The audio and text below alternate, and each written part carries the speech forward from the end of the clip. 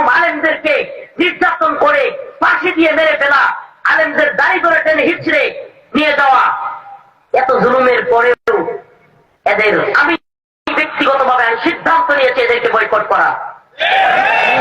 সমাজে আমি বলি আপনারা সামাজিক ভাবে এখনো পর্যন্ত তারা তওবা করে ফিরে আসবে না, এদেরকে সামাজিক ভাবে বয়কট করুন। এদের বিবাহ দিতে যাবেন না, এদের সাথে সন্তান বিয়ে দিবেন না, এদের জানাজায় পর্যন্ত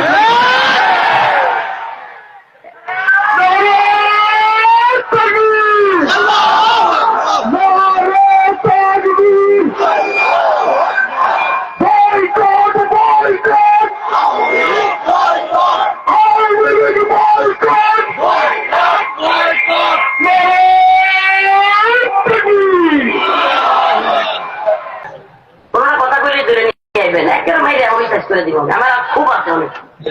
আজকে আমার যে পরিমাণে খুব একটা করলেই ধরে নিয়ে আসবেন, ওটার কিরাম আল্লাহ মাফ করুন। আমাদেরকে হাসিনার সময় আমরা পড়ুয়া করি নাই বেটা, হাসিনার সময় কোন নির্যাতন গুম খুনের ভয়ে চুপ থাকি নাই।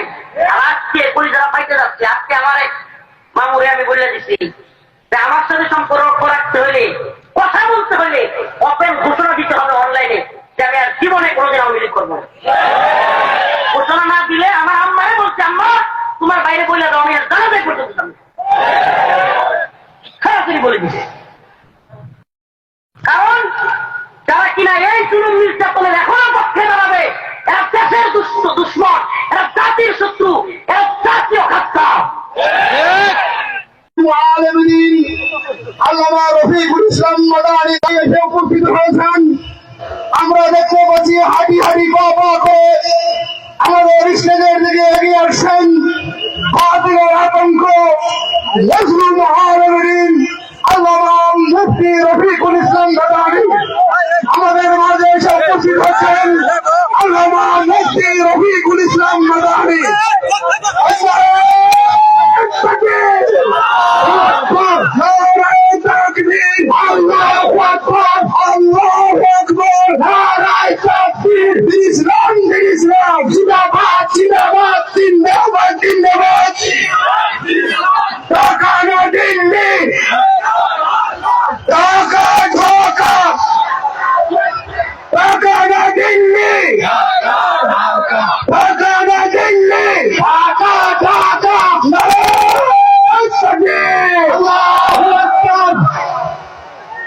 সম্মানিত উপস্থিতি, আমাদের মাঝে ইতিমধ্যে এসে উপস্থিত হয়েছেন এবং স্টেজে এসে বাংলাদেশের তৌহিদি জনতার হৃদয়ের স্পন্দন আল্লামা রফিকুল ইসলাম মাদানী আলহামদুলিল্লাহ আমাদের মাঝে এসে ইতিমধ্যে স্টেজে অবস্থান নিয়েছেন।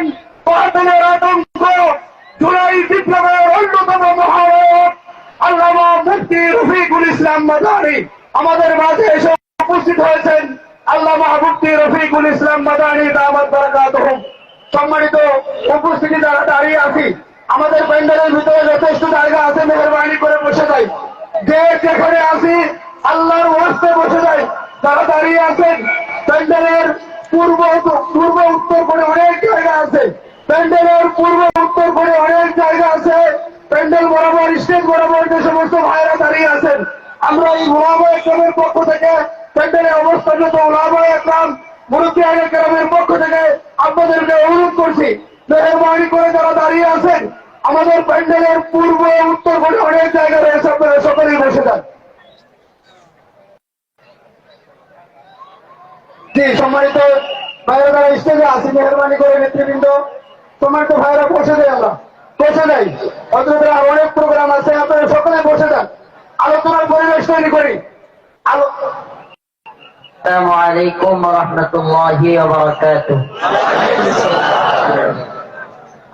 ইন্নাল হামদুলিল্লাহ নাহমাদুহু ওয়া নাস্তাঈনুহু ওয়া নাস্তাগফিরুহু ওয়া নু'মিনু বিহি ওয়া নাতাওয়াক্কালু আলাইহি ওয়া না'উযু বিল্লাহি মিন শুরুরি আনফুসিনা ওয়া মিন সাইয়্যাতি আ'মালিনা। من يهده الله فلا مضل له ومن يضلل فلا هادي له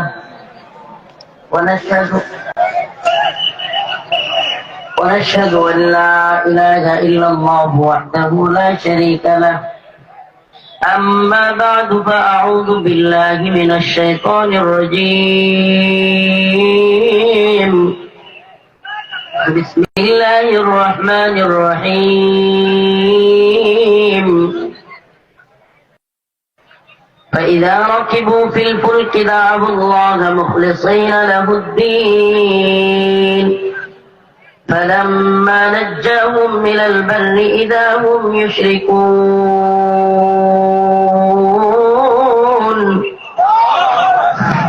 صدق الله مولانا العظيم وصدق رسوله النبي الكريم ونحن على ذلك من الشاهدين والشاكرين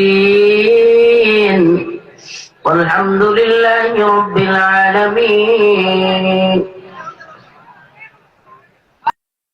সকলে একটু দুরূদ শরীফ পড়ুন। আল্লাহুম্মা সাল্লি আলা মুহাম্মাদ ওয়া আলা আলি মুহাম্মাদ কামা সাল্লাইতা আলা ইব্রাহিম ওয়া আলা আলি ইব্রাহিম ইন্নাকা হামিদুম মাজিদ. اللهم بارك على محمد وعلى آل محمد كما باركت على إبراهيم وعلى آل إبراهيم إنك حميد مجيد. রতনপুর বাইতুল আকসা জামে মসজিদ রওজাতুল মদিনা নুরানি হাফিজিয়া মাদ্রাসার উদ্যোগে পঞ্চম বার্ষিক ওয়াজ ও দোয়া মাহফিলের সম্মানিত উলামায়ে কেরাম, মুরব্বিয়ানে আযম, প্রিয় যুবক ভাইরা, স্নেহের ছোট ভাইরা, আল্লাহ রাব্বুল আলামিনের দরবারে লাখো কোটি শুকরিয়া যে মহান রব্বুল আলামিন আপনাকে আমাকে কোরআন সুন্নাহ থেকে কিছু কথা বলবার এবং শুনবার তৌফিক দান করেছেন। সেজন্য অন্তরের অন্তঃস্থল থেকে কালিমাতুশ শুকর আদায় করে স্বতঃস্ফূর্ত আওয়াজ করে বলি আলহামদুলিল্লাহ। উপস্থিতি,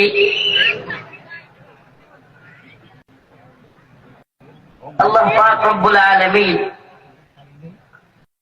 সবাইকে ক্ষমা করলেও জালেমদেরকে ক্ষমা করেন না। হাদিসে পাকের মধ্যে আসছে, রাসূলুল্লাহ সাল্লাল্লাহু আলাইহি সাল্লাম বলেন, ইয়াউমুল আরাফার দিনে, হজ অবস্থায় ইয়াউমুল আরাফার ময়দানে যারা অবস্থান করবে আল্লাহ পাক তাদের সবাইয়ের গুনাহ মাফ করে দেবেন, ইল্লা জালেম, জালেম ছাড়া। কল্পনা করা যায় আল্লাহ পাক একটা শ্রেণীর গুনাহ মাফ করবেন না। এমন আরাফার ময়দানে যারা যাবে, হজরত অবস্থায় আরাফার ময়দানে যারা আল্লাহর কাছে দোয়া করবে, আল্লাহ পাক তাদের সবাইকে কি করবেন, কিন্তু জালেমকে ক্ষমা করবেন।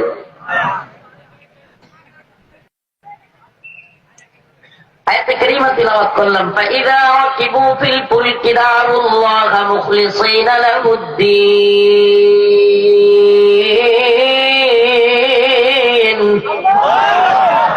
ফালাম্মা নাজ্জাহুম মিনাল বাররি ইযা হুম ইউশরিকুন।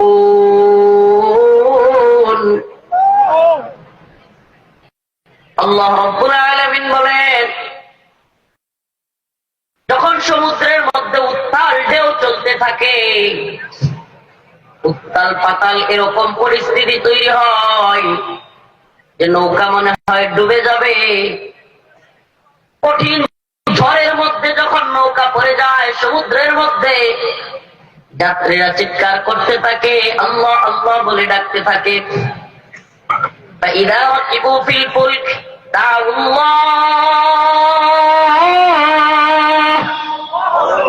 মুখলিসিনা লাহুদ্দীন, একনিষ্ঠতার সাথে তারা আল্লাহকে ডাকে।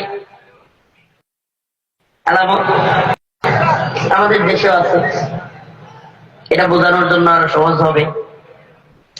ঝড় বৃষ্টি আসলে টিনের ঘরের যারা, আরে আমাদের টিনের ঘর ছিল, আব্বা একটা টিনের ঘর করছিল, আমার আম্মা হাইরে ডর। এমন অনেকে আছে টিনের ঘরে যারা থাকে, ডর তুফানের দিনে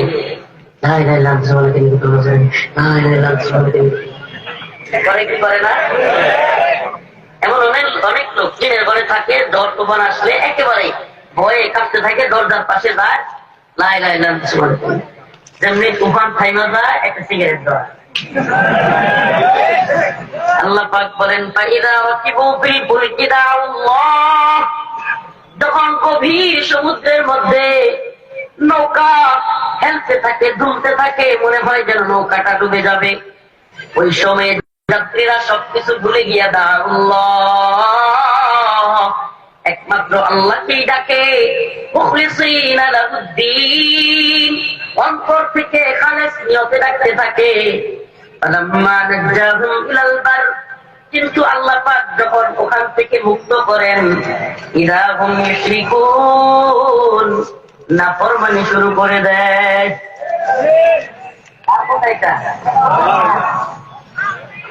16, 17, 18 জুলাই 2024, কত সাল? 2024 সাল 17, 18 জুলাই, 16, 17, 18 উত্তপ্ত পরিস্থিতি বাংলাদেশে। হাসিনার জুলুম এমন পর্যায়ে গিয়ে পৌঁছাইছে, সমস্ত নেট অফ করে দেওয়া হয়েছে, অনলাইন অফলাইন সিম কানেকশন বন্ধ করে দেওয়া হয়েছে, টিভিতেও আগের নিউজ দেখায়, পুরানো নিউজ দেখায়, কি হচ্ছে জানা যায় না, পাশের গ্রামে কি হচ্ছে, পাশের ইউনিয়নে থানায় কি হচ্ছে কেউ জানে না। এমন উত্তপ্ত পরিস্থিতিতে রাজনৈতিক নেতারা চিৎকার করে বলতেছে, আলেম ওলামারা কেন মাঠে নামে না? আহারে, মাদ্রাসার ছাত্ররাও যদি নামতো। দেখা গেল মাদ্রাসার ছাত্ররা শুধু নামে নাই, 70-72 জনের উপরে মাদ্রাসার ছাত্র জীবন দিয়েছে। ফালাম্মা নাজ্জাহুম ইলাল বার, কিন্তু যখন উদ্ধার হয়ে গেছে, হাসিনার পতন হয়ে গেছে, ইযা হুম ইউশরিকুন, এরাও নাফরমানি শুরু করে দিছে। এখন বলে তাওহীদি জনতা ডেভিল বলে তুচ্ছ-তাচ্ছিল্য করে। এখন যখন নৌকা পার হয়ে গেছে, ওলামায়ে কেরাম জীবন দিয়েছে, জেল খেটেছে, রিমান্ডের নির্যাতনের শিকার হয়েছে, আইনা করে গুম খুনের নির্যাতনের শিকার সবচাইতে বেশি এদেশের তাওহীদি জনতা, এদেশের তাওহীদপন্থী ওলামায়ে কেরাম শিকার হয়েছে। হয়েছে কি হয় নাই? কত বড় নৃশংস জালেমেরা, কত বড় নৃশংস জালেমেরা। ডিজিএফআই, র‍্যাব, এগুলো আসলে অনেকগুলো আছে, সবটা কিছু জানে না, আর কিছু আছে যাই না শুনাও, এত বড় জালেম, যাই না শুনাও মিথ্যা বলে, গুজব ছড়ায়। ডিজিএফআই এবং এনএসআই, র‍্যাব, এই সমস্ত সংস্থাগুলো হলো দেশের সর্বোচ্চ সংস্থা, এবং এরাই রাষ্ট্র চালায়, এরাই রাষ্ট্রের নীতি নির্ধারক, এরা রাষ্ট্রের, আপনি প্রধান উপদেষ্টা দেখেন আর প্রধানমন্ত্রী দেখেন, এমপি মন্ত্রী সবকিছু এদের কথায় উঠে আর বসে, জানেই না ক্ষমতা কার হাতে কি। ডিজিএফআই, র‍্যাব তাদের আয়না ঘরে, মানে তারা আয়না ঘর বানাইছে, গুম খুনের নির্যাতনের সেল বানাইছে, এটা মিথ্যা হবে আর তারা দিয়ে দিবে যে তাদের এত বড় একটা সংস্থা, পাওয়ারফুল সংস্থার নামে এত বড় বদনাম হচ্ছে, আর তারা এই গুজব মিথ্যা জিনিসটাকে তারা বলবে যে হ্যাঁ আয়না ঘর ছিল না কিন্তু আমরা দিলাম। মানে কত বড় নির্লজ্জ। মানে যদি কথার কথা, এটা কি স্কুল নাকি নাকি মনে করেন এই স্কুল, সকল মানুষ বলতেছে এই স্কুলের মধ্যে শিকল দিয়া বাইন্দা ছাত্রদেরকে পিটায়। কোনদিন কি এই স্কুল কর্তৃপক্ষ জীবন অস্বীকার করবে যে আমাদের স্কুলে সত্যি সত্যি পিটাইতো? মিথ্যা হইলে অপরাধ হইয়া 6 মাস এই নতুন সরকারকে ডিজিএফআই আটকে রাখছে, র‍্যাব আটকে রাখছে, দিবেই না তারা আইনাগর দেখাইতে। জাতীয় আন্তর্জাতিক অনেক চাপের পরে তবুও তারা ঢুকতে দিবেই না। এখন তারা ঢুকতে দিছে, তাও কি এই কিছু শয়তানের দল যেগুলো আওয়ামী লীগের পেতাত্তা গুম খুনের সাথে জড়িত ছিল, এরা নিজেরা পালানোর আগে ওই আইনাগর গুলোতে কিছু পরিবর্তন করে দিচ্ছে। আমি নিজে আইনাগরের সাক্ষী, আল্লাহ কসম করে বলছি, কাফারা দিতে হবে না। আমাদেরকে এমন রুম গুলোতে রাখা হয়েছে যেগুলো এখনো পর্যন্ত দেখাই নাই। আজকে যেগুলো দেখছেন তার চাইতে ভয়াবহ রুম আছে, তার চাইতে ভয়াবহ। আমি পোস্ট করছি ফেসবুকে, এক বদমাইশ লিখছে, হুজুর আপনি লিখলেন ছোট ছোট ঘর, এখানে তো 10 জন থাকতে পারবে, বিরাট বড় রুম। এরা এক একটা শুয়ের মতো চুকায় চুকায় খালি পয়েন্টে পয়েন্টে ভুল ধরার চেষ্টা করবে। আরে বেটা, যেই রুমে নিয়ে নির্যাতন করতো আর যেই রুমে সার্বক্ষণিক রাখতো, দুইটা এক রুম না? দুইটা কি না? এক হাত পায়ে দেওয়ার এতটুকু কবরের মতো এই রুম গুলোতে। এই যে টেবিলটা যেমন দেখতেছেন না, টেবিল, এই টেবিলটা এখান থেকে ওই যে লোকটা, ওই ক্যামেরা এতটুকু লম্বা, ছবিগুলো বাইরে হইতে পারলে দেখিয়েন। এমন একটা রুমে মানুষজনকে বছরের পর বছর রাখা হইতো। আমি সেই রুমে ছিলাম, এই এতটুকু রুমের মধ্যে রাখা হইতো। এই রুমের মধ্যে পায়খানা, এখানে খাওয়া, এখানে নামাজ, এখানে গোসল, এখানে শোন। কোন পর্দা নাই, আপনি যেখানে পায়খানা করবেন কোন পর্দা নাই, উঁচু কোন ধরনের দেয়াল নাই, এখানেই এখানেই পায়খানা করতে হবে আপনাকে। আল্লাহ কসম করে বলছি, তবু এই আওয়ামী লীগ জাহেলরা, এই জালেমরা এখনো পর্যন্ত এগুলোকেও মিথ্যা বলতেছে। কত বড় নির্লজ্জ আর বেহায়া এদের প্রতি! কি করবেন আপনি এদের প্রতি আফসোস করা ছাড়া? আল্লাহ পাক বলেছেন খাতামাল্লাহু আলা কুলুবিহিম, আল্লাহ এদের অন্তরে সিলমোহর মেরে দিয়েছে। ওয়া আলা সামঈহিম, এদের কানের মধ্যে আল্লাহ সিলমোহর মেরে দিয়েছে। ওয়া আলা আবসারিহিম, এদের চোখের মধ্যে আল্লাহ সিলমোহর মেরে দিয়েছে। এরা দেখেও দেখবে না, শুনেও শুনবে না। অনেক ভুক্তভোগী, আমি তো শুধু নিজে দেখছি এমন না, অনেকের সাথে কারাগারে গিয়ে কথা বলছি। অনেক ভুক্তভোগী, একটা চেয়ার আছে, এটাকে বলে ইলেকট্রিক শক। চেয়ারের নাম কি? ইলেকট্রিক শক দেওয়া হয়। এই চেয়ারের মধ্যে যাদেরকে বসায়া চেয়ার দেওয়া হয়েছে, আমার অনেকের সাথে কথা হয়েছে, অনেককে দেখেছি এই চেয়ারে শক দেওয়ার কারণে সুস্থ স্বাভাবিক একটা মানুষ, অনেক জ্ঞানী বিচক্ষণ মানুষ কারাগারের ভিতরে পাগল হয়ে গেছে। জাহাঙ্গীর ভাই, আমি নাম বলি, কাশিমপুর কারাগার 2 আমাদের সাথে ছিল জাহাঙ্গীর ভাই নামে একটা লোক। এই আল্লাহর বান্দা অনেক জ্ঞানী মানুষ ছিল, বিচক্ষণ মানুষ। যখন ভালো থাকতো কোরআন তিলাওয়াত করতো, যখন ভালো থাকতো মানুষকে সুন্দর নসিহত দিত, নামাজ পড়তো, এখানে দাগ আছে কপালে। কিন্তু যখনই ওই যে ইলেকট্রিক শর্টের পেন ভিতর থেকে আবার সে আঘাত বা ব্যথা শুরু হইতো, পাগল হয়ে যেত, দাঁড়ে তারে গালি দিত, লাথি মারতো, হসপিটালে নিয়ে বাইন্দা রাখতে হইতো। আমি নিজের চোখে দেখি, আমার পাশের রুমের কুকন ভাই, বাড়ি ওই বরিশালের ওই সাইডে, কুকন ভাই নাম, এই ইলেকট্রিক শর্টের কারণে পাগল হয়ে গেছে। আমার সামনে মানুষটা মারা গেছে, আমার পাশের রুমে। কুকন ভাই চিৎকার করতে করতে দেয়ালের ওই আপনার লোহার যে শীট গুলো আছে, এই কুকন ভাই ইলেকট্রিক শর্ট দেওয়ার পরের থেকে কারোর সাথে কথা বলতো না, নিজে নিজে কথা বলতো। পানি নিতে যাইতো, পানি নিতে গিয়া কুকন ভাই এমন করতো। আমার সাথে কাশিমপুরে থাকা সবাই সাক্ষী, এমনকি একজন বড় সাক্ষী আছে, কয়েকদিন আগে 16 বছর পর তিনি মুক্তি পেয়েছে, আব্দুল সালাম পিন্টু, সাবেক বিএনপির মন্ত্রী, শিক্ষামন্ত্রী ছিলেন টাঙ্গাইলে। উনিও ছিলেন ওই পাশের রুমে। আমরা সাক্ষী, ওই কুকন ভাই কারোর সাথে কথা বলতো না, একা একা কথা বলতো। কুকন ভাই কি করতো জানেন? পানি আনতে গেলে বলতো, পানি আনছে, আনছি, গেছে, গেছি, খাইছে, খাইছি, এমন করতো সারাদিন। আর এই সবাই মজাও করতো, নিজে নিজে কথা বলতো। পানি আনতে গেলে কাউকে ধরতে দিত না তার পানিতে। এমনকি যে ট্যাপ থেকে সে পানি নিত, ওই ট্যাপটা সাবান দিয়া ধুইত। আরে সে কারে বোঝায়, ওই ভিতরে সাবান দিয়া, এই প্রতিদিন সাবান দিয়ে আবার তার আগারে ধুইত, মানে যেই বোতলটা। এবং বোতল ধুইলে কিন্তু সাবানের পানি গন্ধ হয়, কিন্তু হ্যাঁ এটা কোনো কিছু না, সে এটা প্রতিদিন ধুইবেই। যদি খালি একবার তার বোতলে শুয়ে দিতেন, আবার 5 বার দিবে, আবার ওই ট্যাপ আবার 10 বার দিবে, এরকমই করতো সারাদিন। আর নিজে নিজে কথা বলতো, দোয়া হয়েছে হয়েছে, খাইছে খাইছি, গেছে গেছি, এরকম করতো। কয়েকদিন পর এই কুপন ভাই আমার পাশের রুমে, আল্লাহি আল্লাহ কসম, ইলেকট্রিক শর্টের কারণে, নির্যাতনের কারণে ওই লোকটা কেউ সাথে কথা বলতো না, কখনো তার রুমে কেউ যাইতে দিত না। কিন্তু তার এমন অবস্থা হয়েছে, এই রুমের ভিতরে দেয়ালের রড গুলো ধরে ধরে চিৎকার এমন করতেছিল। আমি পাশের রুম থেকে শুনতেছিলাম, কাঁদতেছে তার শরীর। জীবনে কোনোদিন কারোর সাথে কথা কয় না। ওই দিন, ওই রাত্রে যেদিন মারা যায় কুকন ভাই, ওই দিন ডাকতেছিল চিৎকার করে করে, কাশিমপুর কারাগার 2, 60 পূর্ব, রুম নাম্বার, আমার নাম্বার ছিল 39 নাম্বার রুম। রুম সহ বলতেছি, এই বদমাশ গুলো, এই নির্লজ্জ গুলো এরপরেও হাসিনা এবং আওয়ামী লীগের পক্ষে কথা বলবে, এরপরেও। কারণ এদের লজ্জা নাই, এরা বেহায়া, এরা নির্লজ্জ। আল্লাহ আমাদেরকে কি বলবো এদের, আল্লাহ এদেরকে ফিরে আনুক, এদেরকে হেদায়েত দান করুক।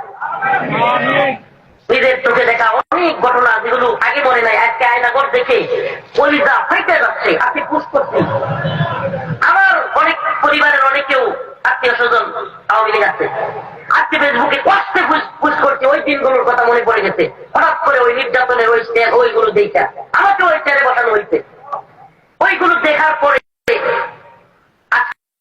ফেসবুকে পোস্ট করলাম, আওয়ামী লীগ যারা করবে এখনো পর্যন্ত ওই জালেমদের পক্ষ যারা নিবে, এখনো পর্যন্ত যারা এই খুন খুন গণহত্যা নির্যাতন নিপীড়ন আলেমদের উপর জুলুম, আলেমদেরকে নির্যাতন করে ফাঁসি দিয়ে মেরে ফেলা, আলেমদের দাড়ি ধরে টেনে হিচড়ে নিয়ে যাওয়া, এত জুলুমের পরেও এদের আমি ব্যক্তিগতভাবে সিদ্ধান্ত নিয়েছি এদেরকে বয়কট করা।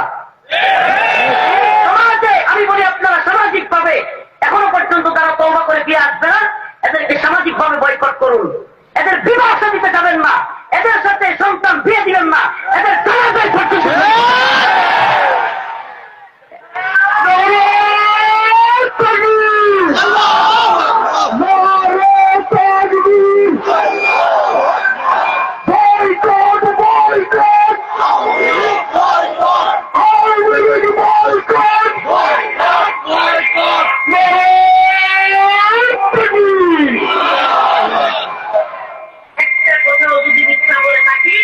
এই সকল জনতার সামনে বলে গেলাম আল্লাহর কাছে যেন আমার বিচার হয়।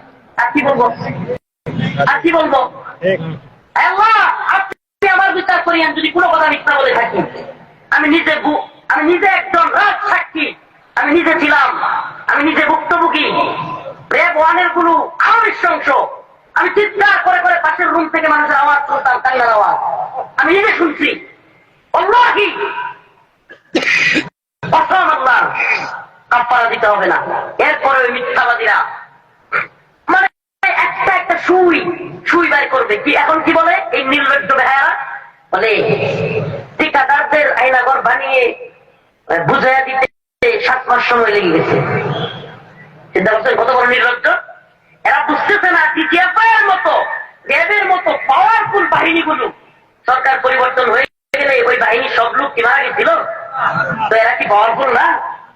তো এরা বুঝায় দেয় নাই। এমনকি এরা যে শয়তানিটা করছে, আজকে ওপেন বলি বিভিন্ন জায়গায় নতুন নতুন আপনার ঘরগুলোতে কাজ করে রাখছে। মানে ঘরগুলো আগের হালতে রাখে নাই, কিন্তু আগের হালতে না রাখলেও বিল্ডিং তো আর ভাঙতে পারে নাই, জায়গাগুলো তো আর ভাঙতে পারে নাই। বেশটার আরমান আজকে দেখলাম কাঁদতে কাঁদতে বলতেছে এই যে এই রুমে 8 বছর আমার রাখছিল। এভাবে পিছনে আমাদের কি করতো জানেন, আমাকেও এভাবে পিছনে এভাবে হাত বাঁধতো, রুমের মধ্যে থাকা অবস্থায় আপনার চোখের মধ্যে এভাবে কাপড় দিয়ে রুমে এভাবে ফেলে রাখতো পিছনে হাত দিয়ে। আর খাবার দিত সময় খুলে দিত, কিংবা জিজ্ঞাসাবাদের সময় চোখ খুলে দিত, পায়খানায় যাওয়ার সময়ও চোখ বাইন্দা নিত হ্যান্ডকাপ লাগায়, কিন্তু একেবারে দরজার সামনে গিয়ে ছেড়ে দিত দূরে দূরে। রাতে এইভাবে একজন ধরতো, এইভাবে অন্ধের মধ্যে নিয়ে দিত, এটা আমরা অন্ধ এইভাবে। তারপরে ওই রুমের মধ্যে নিয়ে পরে ছেড়ে দিত। কল্পনা করতে পারেন যেমন নির্যাতন নিপীড়ন। আরে র্যাবের এই যে কিছুদিন আগে র্যাবের ডিজি সরাসরি স্বীকার করছে, হ্যাঁ আয়নাঘর ছিল, গুমকুন হয়েছে, স্বীকার করলো। প্রিয় উপস্থিতি, প্রিয় হাজিরিন, এই কষ্টের কথাগুলো কেন বলছে জানেন? আমরা শুধু একটা দলের বিরুদ্ধে বলছি না, আল্লাহ না করুক নতুন কোন জালেম যেন এই দেশে পয়দা না হয়, নতুন কোন আকিদা কিংবা নতুন কোন আইনাঘর যেন এই দেশে কেউ তৈরি করতে না পারে। আমার আরেকটা মিথ্যাই তারা করতেছে জাতিকে, এটা অনেকে ভুল বুঝবে। আমরা যদি বাংলায় না দিই, আমরা তো ভুক্তভোগী, আমরা তো জানি। অনেকে মনে করতেছে আইনাঘর মানে সুনির্দিষ্ট একটা ঘর, না একটা ঘর না, কিন্তু সেটা বুঝবেন ডিজিএফআই এর একাধিক আয়নাঘর আছে, র্যাবের একাধিক আয়নাঘর আছে, ডিবির আয়নাঘর আছে, সিটিটিসির আয়নাঘর আছে। এই জন্য এক একজনের তথ্য এক এক রকম হবে। এরা এটা দিয়ে অভিযোগ করাবে, কিরে এক একজনের কথাই কি মিলে না, বলবে কি বলবে না? কিন্তু আসলে সমস্যাটা কোথায়? সমস্যাটা হলো দেশের বিভিন্ন জায়গায় আয়নাঘর আছে। আয়নাঘর মানে একটা ঘর না। জেল মানে কি একটা জেল? বলেন না, জেল মানে কি একটা জেল? কারাগার মানে একটা ঘর নাকি? গাজীপুর জেলা কারাগার, কারাগার কাশিমপুর কারাগার, কেরানীগঞ্জ কারাগার, মাইক্রোফিউ কারাগার, সব কারাগারই তো কারাগার। এরকম আয়নাগর কিন্তু একটা ঘর না। আয়নাগর কি না বলেন না? আয়নাগর কি না? আজকে বুঝে নেন এই কথাগুলো, অনেকদিন বলি নাই, দীর্ঘদিন। আয়নাগর মানে একটা ঘর না। আয়নাগর রেলের আছে, আয়নাগর ডিবি আছে, আয়নাগর সিটিডিসি আছে, আয়নাগর ডিজিএফআই আছে। আবার এমন কিছু আয়নাগর আছে যেগুলোর এখনো পর্যন্ত অস্তিত্বই খুঁজে পায় না। কারণ কি? কারণ ভিকটিমরা আয়নাগরটা কোন জায়গায় এটা বলতেও পারবে না। কারণ আমি আমার কথা বলি, আমাকে গাজীপুর চৌরাস্তা পার হওয়ার সাথে সাথে চোখ বাইরে ফেলা হয়েছে। তো আমি কিভাবে বলবো আমি কোথায় ছিলাম? পরবর্তীতে যখন আমাকে কারাগারের থেকে কারাগারে পাঠানো হয়, সেই দিন আমি বুঝতে পারছি আমি রেব ওয়ানে ছিলাম। কোথায় ছিলাম? রেব ওয়ানে। আগে কিন্তু বোঝারও উপায় নাই, কারণ তারা যদি ছেড়ে দিবে ওই দিন আপনি বুঝতে পারবেন। তাও কি তারা যদি চায় তাইলে বুঝতে পারবেন, এছাড়া বুঝতে পারবেন না। ভাইরা আমার, বন্ধুগণ আমার, ওপেন কথাগুলো বলা হচ্ছে। আমাকে বলেন না সরকার পরিবর্তন হয়ে গেছে, দেখতে একটা নিজেরও তো সম্মান আছে, ইজ্জত আছে, বাহিনীগুলো কি বিরক্ত হয়ে গেছে? জিজিএফআই তারা যে স্বীকার করলো আয়না করছিল, রেপ স্বীকার করলো আয়না করছিল, এদের কি বদনাম হয় নাই? হ্যাঁ, কি কর্ম? তারা কি যদি মিথ্যা হইতো তাহলে দিত? বিশ্ব মিডিয়ায় প্রচার হবে না বাংলাদেশে জিজিএফআই আয়নাগর রাখতো? বাংলাদেশ সেনাবাহিনীর একটা অংশ গোয়েন্দা সংস্থা আয়নাগরে মানুষকে এরকম নির্যাতন করতো, এটা বিশ্ব মিডিয়া জানবে না? আজকে জাতিসংঘ থেকে বিবৃতি আসছে যে জুলাই আগস্টে যত মানুষ মারা হয়েছে সবগুলো হাসিনার হুকুমে মারা হয়েছে। আর কত লুকায় রাখবেন? আর কত নির্লজ্জতার ধায়াপনা করবেন? আরে সূর্যের আলো যেমন সত্য, ওই চাল যেমন সত্য, এই আইনাগর ছিল, কোন কোন হয়েছে এগুলো সত্য। তোদের মতো চামচিকা, ওরে চামচিকা না, বাদুর বাদুর বাদুর নাকি সূর্য উঠলে নিজের যে ইয়ারা থাকে না ওটা দিয়ে লুকায় না, মানে সূর্য নাই। বান্দরে বাদুরে সূর্য লুকাইতে চাইলে সূর্য কি লুকায় থাকে? বান্দর নিজের চোখ লুকাইতে পারে, কিন্তু পৃথিবী থেকে সূর্য লুকাইতে পারবে? এই বাদুরের দল, চামচিকার দল, তোরা নিজেদের চোখকে ডাকতে পারবি, কিন্তু আল্লাহ পাক যেগুলো সত্য সেগুলোকে গোপন করতে পারবি না। তোমরা কথা বলে ধরে নিয়ে আসবেন, একের মাইরে আমি শেষ করে দিব। আমার খুব আছে অনেক, আজকে আমার যে পরিমাণে খুব, একটা রাও করলেই ধরে নিয়ে আসবেন, ওটা কি জানো? আল্লাহ মাফ করুন আমাদেরকে। হাসিনার সময় আমরা পড়ুয়া করি নাই বেটা। হাসিনার সময় কোন নির্যাতন গুম খুনের ভয়ে চুপ থাকি নাই।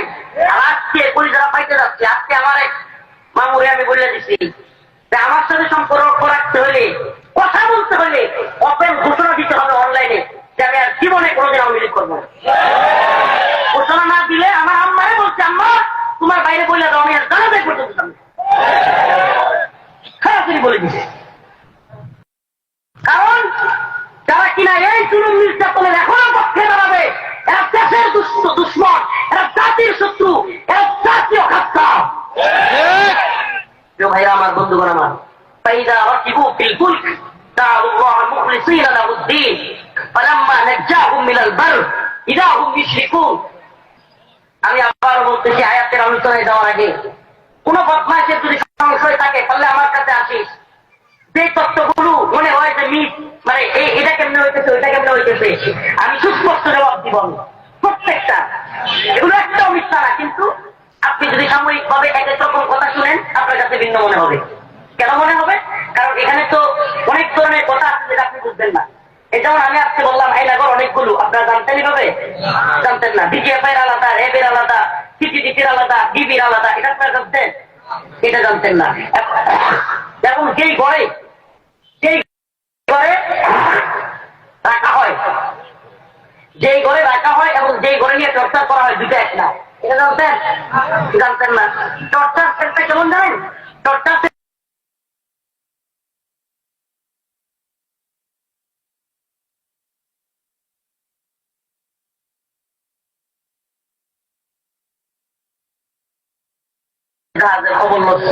এত দূরে মারছে, মানে ওদের তো ট্রেনিং এর হাত, এত দূরে আঘাত করছে, আমি দেখি যে আমি ক্যান্টিন করতেছি মাথা। এমন পর্যায়ে আমার চোখ দিয়া পানি করতেছে, আল্লাহ আল্লাহ করতেছি। আমাকে একেবারে কি নোংরা ভাষায় গালাগালি করে দানবের মতো দুটা মানুষ তাই না একটা রুমে নিয়ে গেল। মানে যেখানে ছিলাম ওখানে না, তাই না নিয়ে গেলাম, গিয়ে আলাদা রুমে। ওখানে যায় যেটা দেখলাম বিভৎস চেহারা, একজনের নাক নাই, চোখের নিচে এরকম বুঝতো নাই, এরকম চেহারা আকৃতিওয়ালা, এগুলো কি ছবি হবে নাকি এক ধরনের কঙ্কাল, এটা আমি এখন বুঝতে পারছি না। আমি ওরকম এখন ইয়া হইতেছে না, একটা রকম ভয়ঙ্কর, হলো ভয় দেখানোর জন্য। প্রিয় ভাইরা আমার, বন্ধুগণ আমার, এই নির্লজ্জতা, এই ভয়াবহ নৃশংসতা, নিষ্ঠুরতা করার পরেও, আচ্ছা এদের বক্তব্য কি চাইলে মানুষ, আমরা মনে হয় মানুষ যারা এরকম গুম করেছিল 8 বছর 10 বছর, বউ বাচ্চা, মা বাবা ভাই বোন সবাই চাইরা, এই মানুষগুলো মনে হয় নিজের ইচ্ছায় পালাইয়া ছিল। আমার কথা শুনে কানাকানি করার দরকার নেই, আমার কথা শুনতে 8-9 বছর 2 বছর 3 বছর বউ বাচ্চা মা বোন সবাই চাইরা এই লোকগুলো কি পালাইয়া ছিল? আরে নির্লজ্জ ভাইয়া, তো একটা মানুষ নিজের ইচ্ছা এইভাবে বউ বাচ্চা সবাই চাইরা পালাইয়া থাকতে পারে? হ্যাঁ, এটা কি বুঝাইতে চায়? আর কি দলিল লাগে যে এই লোকগুলো এতদিন ছাড়া পাইলো না, আর মিনিট দেওয়ার পরেই ছাড়া পাইলো? আর কি দলিল লাগে? বলে না, আর কি দলিল লাগে? প্রিয় ভাইরা আমার, বন্ধুগণ আমার, আল্লাহ বলেছেন ফালা তাহসাবান্নাল্লাহা গাফিলান আম্মা ইয়ামালুয যালিমুন ইন্নামা ইউআখিরুহুম লিয়াওমিন তাশখাসু ফীহিল আবসার মুহতিঈনা মুকনিঈ রুউসিহিম লা ইয়াসাদ্দু ইলাইহিম তারফুহুম ওয়া আফিদাতুহুম হাওয়া। আল্লাহ বলছেন, ও জালিমের দল, তোরা মনে করিস না তোদেরকে আমি ছেড়ে দিচ্ছি। আল্লাহ বলেন, আমি ছাড় দেই, সময় দেই, কিন্তু ছেড়ে দেই। আমি ছাড় দেই কিন্তু ছেড়ে দেই। আল্লাহ পাক ছাড় দেন কিন্তু ছেড়ে দেন না। জালেমদেরকে আল্লাহ পাক সতর্ক করেন, ছাড় দেন কিন্তু ছেড়ে দেন না। আমরা তো এই জন্য বলি, নতুন সরকারকে বলি, অনেক টালবাহানা করেছেন, আর সময় নেই, তো আইনবাদী জনতার বিরুদ্ধে কথা বলেন। আপনাদেরকেও সময় দেওয়া হয়েছে, দেখা হয়েছে, দ্রুত সময়ের মধ্যে আওয়ামী লীগকে নিষিদ্ধ না করলে আমরা আপনাদের বিরুদ্ধে আন্দোলন করতে বাধ্য হব।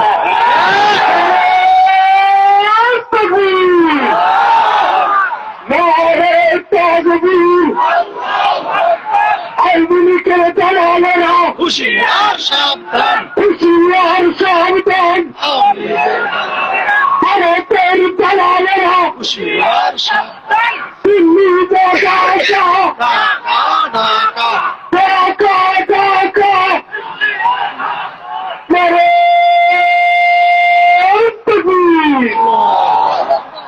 ভাইরা আমার, বন্ধুগণ আমার, মিসগাইড হবেন না, প্লিজ মিসগাইড হবেন না, আমাদেরকে ভুল বুঝবেন না। আমরা পারতাম আপনাদেরকে নামাজের নসিহা, রোজার নসিহা এগুলো করতাম, কিন্তু আজকের আলোচনাগুলো এগুলো এই জন্য করতেছি, প্রিয় ভাইরা আমার, বন্ধুগণ আমার, মানুষকে ধোঁকা দিয়ে যদি জালেমরা আবারও কোনোভাবে আসার চেষ্টা করে, আপনারা যেন ভুল না বুঝেন, আপনারা যেন ধোঁকা না খান। আল্লাহর পক্ষ থেকে আমরা যেহেতু নির্যাতনের শিকার হয়েছি, আমাদের দায়িত্ব, আমাদের কর্তব্য তাদের জুলুমগুলো আপনাদের সামনে বলা, আপনাদের কাছে বলা। এরা বলবে হুজুররা ওয়াজ নসিহত কোরআন হাদিস কয় না, খালি রাজনৈতিক কথা কয়, এরা পুশ দিবে, পুশ। আমি বলি, তুই কোরআন হাদিসের কি বুঝিস? জালেমদের বিরুদ্ধে কথা বলা সবচাইতে বড় উত্তম আমল। জালেমদের বিরুদ্ধে কথা বলা উত্তম জিহাদ। আজকে যে সমস্ত জালেমরা আমাদের উপর জুলুম করেছে, এখনো পর্যন্ত জুলুম করার প্ল্যান করছে, গাজীপুর একটা ছেলেকে দেখলাম উপাইছে, আজকে সেই ছেলেটা মারা গেছে। এই 9টার সময় তার জানাজা চলে, 9টার সময়। ছেলেটার নাম মনে করিম না কিনা, আবুল কাসেম, ছেলেটাকে মেরে ফেলছে। এখনো পর্যন্ত আওয়ামী লীগের চিহ্নিত কিছু লোক, তাদের কমেন্ট দেখলাম, ওই উইকেট মাত্র একটা পড়ছে। নাউজুবিল্লাহ, কি সংসার দেখছেন? কি কর, মানে তারা আরো মারবে, তারা এই দেশের সব মানুষকে প্রয়োজনে মেরে ফেলবে, তবুও তাদের দরকার ক্ষমতা। হায় আফসোস, হায় আফসোস, তুমি কাকে মারছো? তুমি কাকে মারছো? এই প্রতিবেশীর উপর তুমি আঘাত করো, ক্ষমতার জন্য যাদেরকে মেরে ফেলতে বলো, তুমি মারা গেলে তারাই তোমার জানাজায় শরীক হয়, দিন শেষে তারাই তোমার খাটিয়া নেয়, দিন শেষে তারাই তোমার লাশ বহন করে, তারাই তোমার কবরে গিয়া সময় দেয়, আর তুমি তাদেরকে মেরে ফেলো। ওই নেতা ওই নেত্রীর কথায় তুমি চলিও না, ওই নেতা ওই নেত্রীর কথায় মানুষের উপর নির্যাতন করিও না, সে তোমাকে রেখে পালিয়ে যায়। তোমার তো শিক্ষা হওয়ার কথা, তোমাকে রেখে পালিয়ে যায় এবং মানুষের জন্য তুমি প্রতিবেশীর উপর আঘাত করো। আল্লাহ এদেরকে বুঝদান করুক, বলে না আমি আয়াতে কারিমা পড়েছিলাম, فإذا ركبوا في الفلك دعوا الله مخلصين له الدين فلما نجاهم إلى البر إذا هم يشركون। আল্লাহ রাব্বুল আলামিন বলেন, এমন কিছু লোক আছে فإذا ركبوا في الفلك, যখন সমুদ্রের মধ্যে উত্তাল ঢেউ শুরু হয়ে যায়, ওই উত্তাল তরঙ্গের মধ্যে যখন নৌকা ডুবে যাবে অবস্থা, তখন তারা দাউল্লাহ, আল্লাহকে একাগ্র চিত্তে ডাকে, মুখলিসিনা লাহুদ্দিন, আল্লাহকে একনিষ্ঠতার সাথে ডাকে। কিন্তু যদি আল্লাহকে একনিষ্ঠতার সাথে ডাইকা যদি পার হয়ে যাইতে পারে, নৌকা যদি ওপারে গিয়া পার হয়ে যায়, ফালাম্মা নাজ্জাহুম ইলাল বার ইযা হুম ইউশরিকুন, কিন্তু যখন নৌকা ওপারে চলে যায়, সে বিপদ থেকে উদ্ধার হয়ে যায়, তখনই আল্লাহর নাফরমানি শুরু করে। নাউযুবিল্লাহ। তো আমরা কি বিপদ থেকে উদ্ধার হয়ে আল্লাহর নাফরমানি করব? বলেন না, করব? বিপদ থেকে উদ্ধার করেন কে? টাকা নাই, পয়সা নাই, হঠাৎ করে চাকরির ব্যবস্থা করে দেন কে? ঘরে খাবার নাই, খাবারের ব্যবস্থা করেন কে? তীব্র গরমের মধ্যে হঠাৎ করে বাতাসের ব্যবস্থা করেন কে? সুবহানাল্লাহি ওয়া বিহামদিহি। এই আল্লাহ সবকিছু দেন, সেই আল্লাহর সাথে নাফরমানি আমরা কি করব? এটা কখনো যেন না হয়। মুমিনের কাজ আল্লাহর সাথে নাফরমানি করা নয়। মুমিন বিপদে আপদে ধৈর্য ধারণ করবে, সবর করবে, আর সুখের দিন আসলে আল্লাহর শুকরিয়া আদায় করবে। সুখের দিন আসলে আমরা এখন শুকরিয়া আদায় করি, আলহামদুলিল্লাহ। আল্লাহ পাক আপনার মতো পৃথিবীর ইতিহাসের কুখ্যাত জালেম থেকে আল্লাহ পাক আমাদেরকে হেফাজত করছেন। পৃথিবীর ইতিহাসে নির্মম নির্যাতনের যদি কোন স্বৈরাশাসকের লিস্ট করা হয়, আপনার নাম একেবারে প্রথম দিকের সিরিয়ালে। আল্লাহ পাক এরকম নির্যাতিত, এরকম স্টিমরোলার চালানো নির্যাতনের ভয়াবহ দানব থেকে আমাদেরকে রক্ষা করেছেন, বলেন আলহামদুলিল্লাহ। এজন্য আমরা শুকরিয়া আদায় করবো তো, নামাজ পড়বো তো, আল্লাহর সাথে নাফরমানি করবো, নাকি নতুন করে হাত থেকে নিস্তার পায়া নিজেরাই জালিম হয়ে যাবো, এন্ডারবাজি, তালাবাজি, দুর্নীতি করা শুরু করবো, মানুষের উপর নতুন করে জুলুম করবো?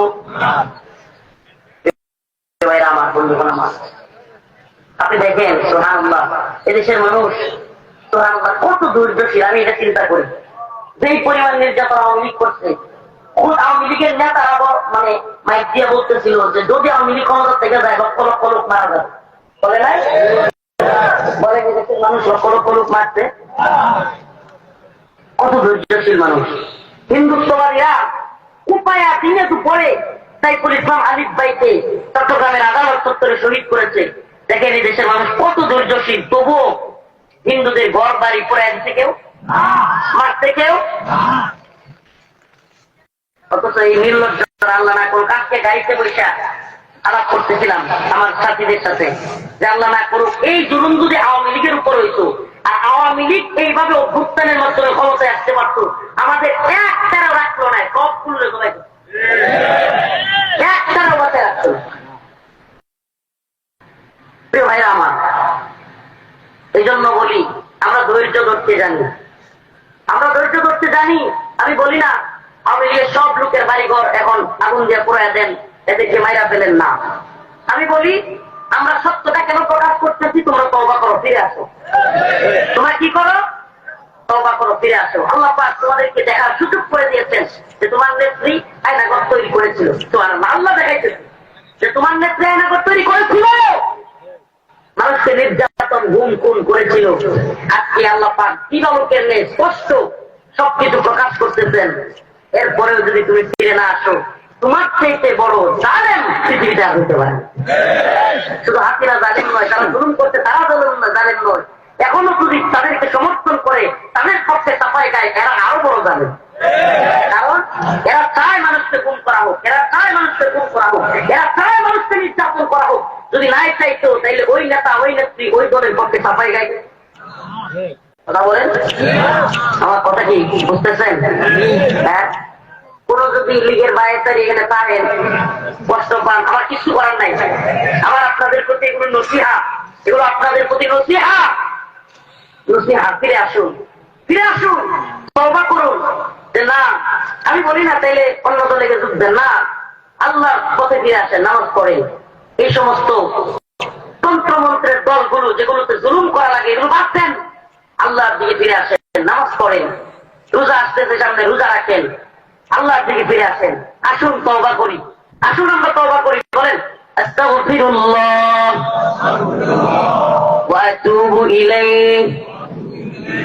আয় আল্লাহ, আপনি আমাদের ক্ষমা করে দেন, আমরা আর জুলুম করব না। আয় আল্লাহ, আমরা যেন কখনো জালিম না হই। আয় আল্লাহ, আমরা আর নামাজ ছাড়ব না। এই হাত তুলেন, হাত তুলেন, হাত তুলে বলেন লিল্লাহি তাকবীর। বলেন আয় আল্লাহ, আর নামাজ ছাড়ব না, আর রোজা ভাঙব না।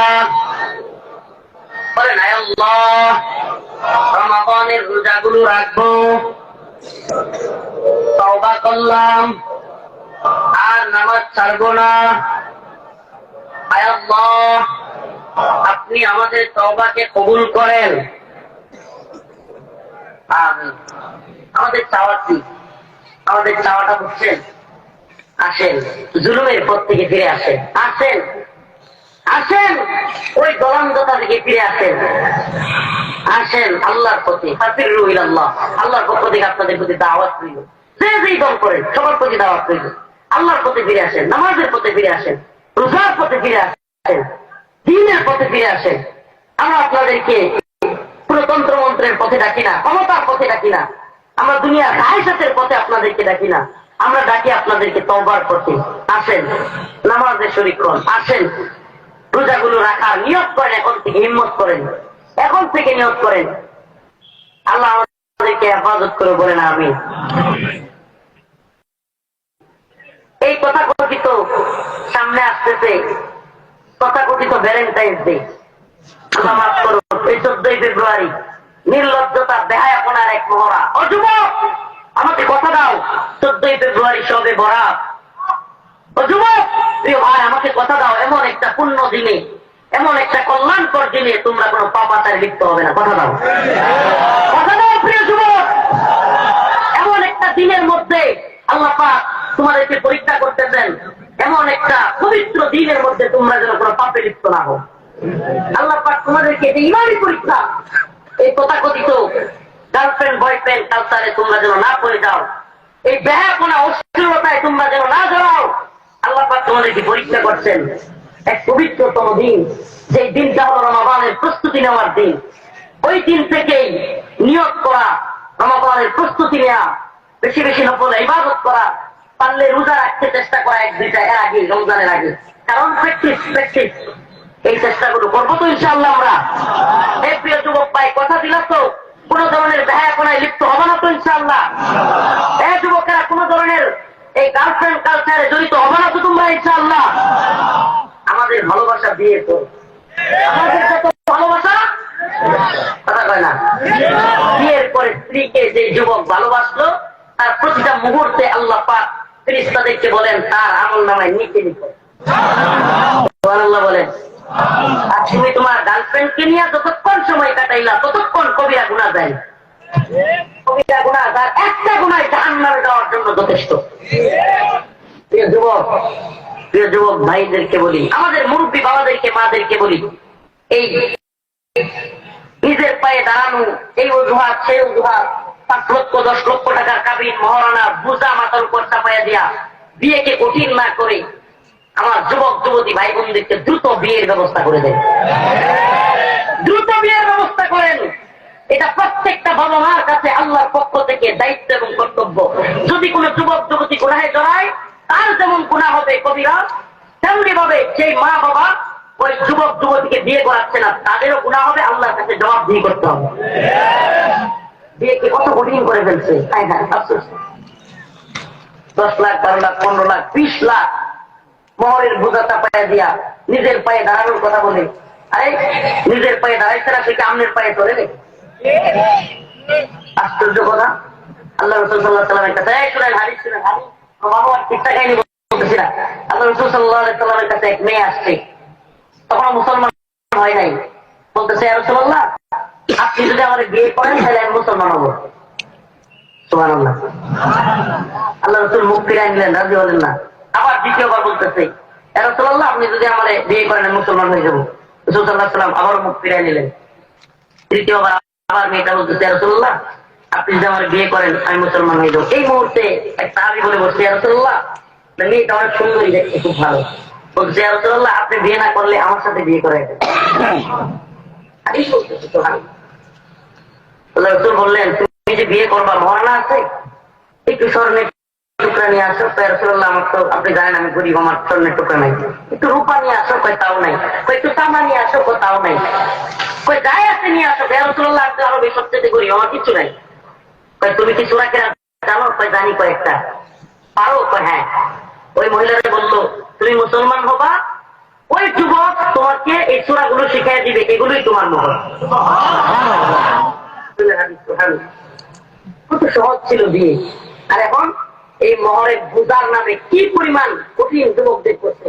ওই বাবা 10 লক্ষ টাকা কাবিন, 4 লক্ষ টাকা ওয়াসিল দেওয়ার লাগে, এরপরে হইলো গিয়া এই কি এক নিয়ম বানাইছে, বাকিগুলো বাকি রেখে দেয়। কোথায় পাইছে এই নিয়ম? স্বামী স্ত্রীর প্রথম রাতের আগে পূর্ণ মহারণা দেওয়ার নিয়ম। বোঝা চাপায়া দিয়া সব বাকি বাদে কয় পায়া দিলাম আসছে। ওরে শয়তানি। আমি মা বোনদেরকে বুদ্ধি দিয়া দিই, মাফ করবেন না, বলবেন যা টাকা নিয়ে আয়, নাইলে কোনো ধরনের গেট খোলা হবে না, মানে দরজা বন্ধ। সুজা কিসের এই ভণ্ডামি? ইসলামে এই ভণ্ডামির সুযোগ নাই। সব বাকি রাইখা পরে মাফ চাওয়া, কোনো মাফ চাওয়া নাই, এটা উচ্চারণ করতে হবে। এই জন্য মোহর কম দিতে হবে, যার যতটুকু অবস্থান। আমি তো মূল মোহর তো দিচ্ছি, আরো 2-3 লাখ বেশি করে দিচ্ছি। কারণ কারণ এটা হলো হক, তার হক আদায় না করলে এরপরও মেয়েদের দেখবেন যতই আদায় করেন, এরপরেও আমার এমনও কয় যে পূর্ণ নাকি আদায় হয়েছে না। যতই দেন তারপরে হবে না, তো না হোক, আল্লাহ কাছে তার জবাব নাই। এর দামটা করতে সে বলবে, মেয়েদের কাজই বলা, কিন্তু আল্লাহ তো জানে আমি সব দিয়ে দিচ্ছি, আমি পই করে হিসাব করে দিয়ে দিচ্ছি, দিয়ে আরো বেশি দিচ্ছি। এরপরে যদি না করে তাহলে আমার কিছু করার নাই। কিন্তু বিবাহকে সহজ করা, আমি তো বলি কি, বাবা মায়ের বুদ্ধি দেওয়া যায়। ক্যাম্পেইন করবেন প্রয়োজনে, এলাকার যারা হিতাকাঙ্ক্ষী ক্যাম্পেইন, বিয়ের ক্যাম্পেইন করবেন, ফজরের নামাজের ক্যাম্পেইন করবেন। 2টা ক্যাম্পেইন চালু করতে পারেন। উলামায়ে কেরাম যারা আছেন, যুবকরা যারা আছো, নামাজ পড়ো, যুবকদের একটা গ্রুপ খুলবা হোয়াটসঅ্যাপে, তোমার মেসেঞ্জারে, প্রতিদিন ফজরের সময় এই গ্রুপে ঢুকলেই ফজরের সময় বন্ধু বান্ধব দেখতে বলবা, সালাম দিবি, তোরা কি করবি? সালাম দিবি, আসসালামু আলাইকুম। তার মানে সে ফজরের সময় উঠছে। তার মানে কি? আর যারা নক করে নাই, সালাম দেয় নাই, তারা উঠে নাই। প্রমাণ হয়ে গেছে যে কয়জন উঠে নাই আর যে কয়জন উঠছে, যারা উঠছে নামাজ পড়ছে, তারা গিয়া পরের দিন ওই যারা নক করে নাই ফজরের সময়, এদেরকে গিয়া সালাম দিবা, ভাই তুই তো উঠতে পারিস নাই, আসসালামু আলাইকুম, তুই কাজাটা পর, আর আজকে থেকে আর কাজা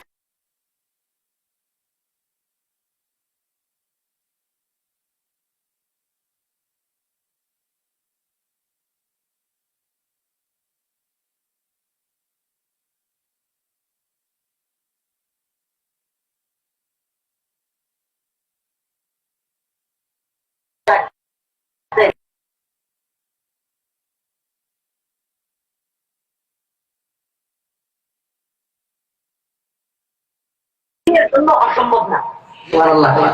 আল্লাহ ফজর রক্তটাকে এমন একটা সময় রাখছেন, দিন থেকে রাতকে যেমন ফজর আলাদা করে,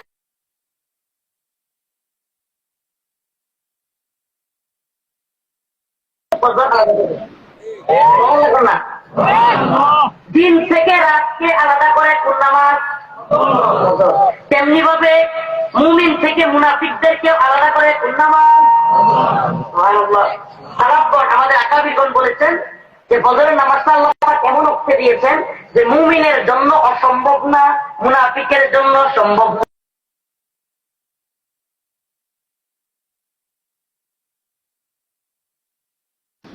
অসম্ভব সম্ভব। সুবহানাল্লাহ। তাইলে ফজরের নামাজ আদায় করবো তো। আরেকটা ক্যাম্পেইন দিয়ে দামাইকেরাম নিতে পারেনি, অনেক সবের ভাগিদার। এই জিনামুক্ত সমাজ গড়ার জন্য আল্লাহ পাকের কাছে আপনারা আরো সে নিতে ছায়া করেন। এটা কিভাবে সম্ভব? একেবারে সম্ভব। গার্ডিয়ানরা সচেতন হলেই হয়। মেয়ের বাড়ি থেকে কোনো কিছু আশা করবেন না, সাবধান। কি হবে তাইলে? সহজ বিয়ে। মেয়ের ছেলে দেখবে অল্প মহারানা, অল্প মহারানা। এরপরে কি? একটা ছাগল, একটা বকরি জবাই হবে, ছোট্ট অলিমা। অলিমা হবে ছেলের বাড়িতে। কোথায়? মেয়ের বাড়িতে। এই গাছটি বলে মুখ দিয়ে খাওয়া, এটা না যায়। সুস্পষ্ট ভাবে বলি, ওলামায়ে কেরাম এখানে আছেন।